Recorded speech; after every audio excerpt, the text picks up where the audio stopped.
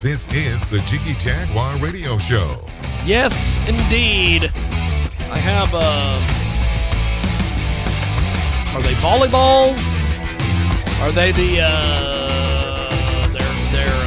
lifers or life rafts or something? Okay, so we are going to go to our next guest. He is going to join us live here. Attention. Big broadcast. So we are going to go to our next guest. He is going to join us. Coast to coast, border to border. I think we've got our next guest with us. He is joining us live. And can you hear us, my friend? Can you see us? I hear you. I see you. Can there you you are. Fantastic. Fantastic. We have got a great guest with us today. He joins us live here on our big broadcast. And go ahead and give me a brief introduction on yourself, my friend. Tell me a little bit about yourself. Sure. Hi, my name is Brian Wright. I'm in Pittsburgh, Pennsylvania, and I run Rivermont Records, which is a label devoted to ragtime and early style jazz music. That's awesome. That's awesome. So how did you get started doing all this, brother? Well, I started taking piano lessons as a child, and I studied classical music, and I was always a bit bored playing little Mozart sonatas and things. And along the line, I discovered ragtime music, the music of Scott Joplin. People may have heard The Entertainer. And the catchy rhythms, the infectious melodies just really took hold of me. And so I started learning to play that. And as I got older, made my way into college, majored in music, and realized that there really wasn't a label out there dedicated to this music that was producing it to high quality. Yep. The recordings that I found were usually homemade affairs that people did in their living rooms, often with pretty mediocre sound and no liner notes. And since I was majoring in music, I thought I could do a little research. I had connections with people with some audio engineering skills and thought, why don't I take a whack at producing a few recordings? And it went so well that I just kept doing it. And here I am now 20 years later. That's awesome. That's awesome. So what has been some interesting artists or people that you've worked with over the years? Oh, gosh. I've been so fortunate to work with a number of very interesting musicians. I could start naming names, but then I'll leave people out. I've enjoyed especially making records with the Peachtree Ragtime Society Orchestra, which is a group based in the Washington, D.C. area that does original orchestrations of theater and dance music of the 19-teens and thereabouts. And they have recently started touring quite a bit around the country. They do a lot through the Midwest, accompanying silent films and doing music of that era. And what I especially like about them is their director is in his, I think about maybe 30 now. And he loves to take more modern tunes and arrange them for his period-sounding orchestra. So you get to hear things like the Bee Gees "Stayin' Alive" as if it were a ragtime orchestra piece. That's awesome. And they do "Take on Me," the Aha song. That's awesome. It's just a lot of fun. So, why is it that this is popular, but not as popular as it probably should be? You know, that's a good question, and I might have asked myself that, I don't know, a dozen or more years ago, because it seemed at the time it really wasn't popular, but I think it's been picking up a bit, and there are quite a number of younger musicians today. In fact, most of the artists on my label are, I would say, under 40, with awesome. probably 90% of them under 50. And I think what really helped sort of kickstart some new interest in music of the 1920s in that era was the HBO series Boardwalk Empire, which featured a lot of it. And I've been fortunate to produce some recordings by musicians who made the soundtrack for Boardwalk Empire. That's awesome. And so I think as more people discover it, and if they approach it with an open mind and realize that this is not just old music, but it's actually pretty good music, I think it finds its way into people's hearts. We have got a great guest with us today. Brian Wright joins us here on our big broadcast. So if people want to get in touch with you or buy this music or get involved with this music, how do they do that exactly? Sure. So my label is called Rivermont Records. That's Rivermont, Rivermont Records. And I have a website, which conveniently enough is rivermontrecords.com. And there you can browse the entire catalog, listen to sound samples, We also have a Facebook page, doesn't everybody? So you can check it out at Facebook, Rivermont Records. Fantastic.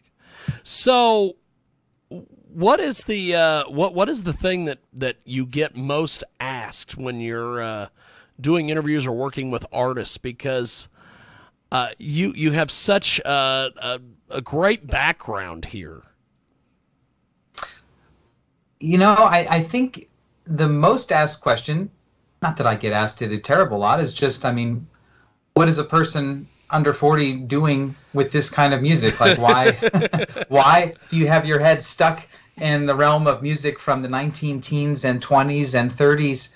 And like I said, it's just something that spoke to me when I was young. As a kid, besides playing piano, I was really interested in my little record player. That was my favorite toy as a kid, was a little battery-operated Sesame Street record player. And That's awesome. while other kids were toting around little toy trucks and things, I had a fistful of 45s in one hand and this record player in another. That is and tremendous. I really started out listening to music of the rock and roll era. That was really where I sort of cut my teeth, so to speak. But as I started finding older and older records, I realized if I didn't think about the age of them, if I just listened to the performance, there was some pretty neat stuff going on. And so my taste kind of expanded. I won't say I ever stopped liking rock and roll. I just added to it music of the big band era, and then the jazz era, and then the ragtime era.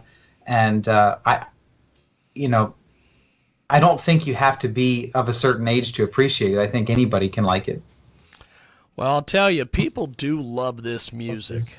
And for whatever reason or another, it has become a big deal again. Do you think that will last? Will it ever be as popular as it was? I'm speaking of jazz and sort of jazz-influenced dance music of the 20s and 30s. Will it ever be as popular? I don't think so. But, I think good music is timeless. And in the same way that the music of Mozart and Beethoven, while perhaps not popular with everybody, is still being performed, it's still being enjoyed. And I think music of the ragtime era, of the jazz era, of the early rock and roll era, it's all good music that extends beyond the time frame in which it was created. So I think there will always be people listening to it, and people with an adventurous spirit will always find it. We have got a great guest with us today. He joins us live here on our big broadcast, coast to coast, border to border. Brian Wright is with us. So if people want to find you on social media or websites, how do they do that exactly? So our Facebook page, you can find Rivermont Records if you just search us on Facebook, or you can visit us directly on our website, which is rivermontrecords.com. We have a lot of CDs, we have vinyl, and when I say vinyl, we have LPs, the standard 12-inch 33 RPM records, but we also are, to my knowledge, about the only label in the world regularly issuing new 78 RPM records. So for people with turntables that'll spin up to 78, you can get yourself some newly recorded 78s of, we've done ragtime records, we've done jazz records. Pretty soon we'll be putting out a tango record. That's awesome. So yeah, you can check us out, rivermontrecords.com. So why tango? Why are you doing that as your next project? So I have been in touch with, there's a wonderful group out of Belgium called Sonico, and they do tango, Argentine tango of the mostly 1950s and 60s. They have a couple of composers they focus on, Rovira particularly, and I've always had an ear for that kind of music. And as I was looking to expand the offerings in the 78 RPM series, I thought of them and realized there's this wonderfully rich repertoire of Argentine tango from the 1920s and 30s that is seldom heard now.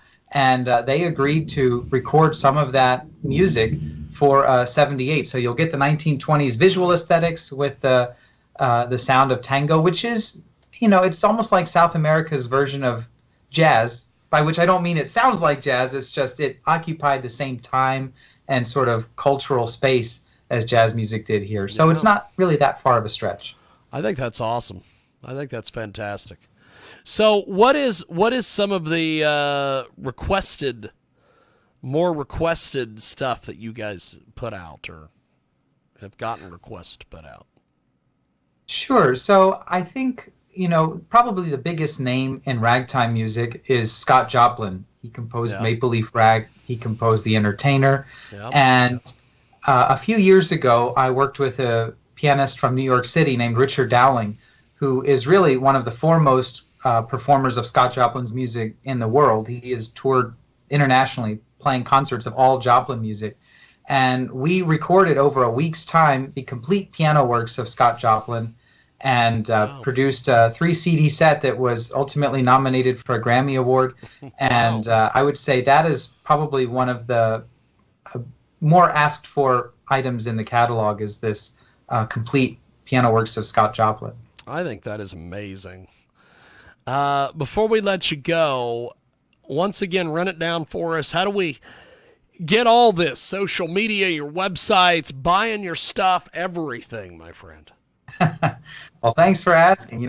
It's, if you want to hear any of this and just sample it before you buy, or you just want to check out some more, you can find us online at www.rivermontrecords.com. That's RIVERMONT, rivermontrecords.com, or check us out on Facebook. We have a Facebook page. Just search Rivermont Records. Fantastic. Well, I appreciate you making time for us today.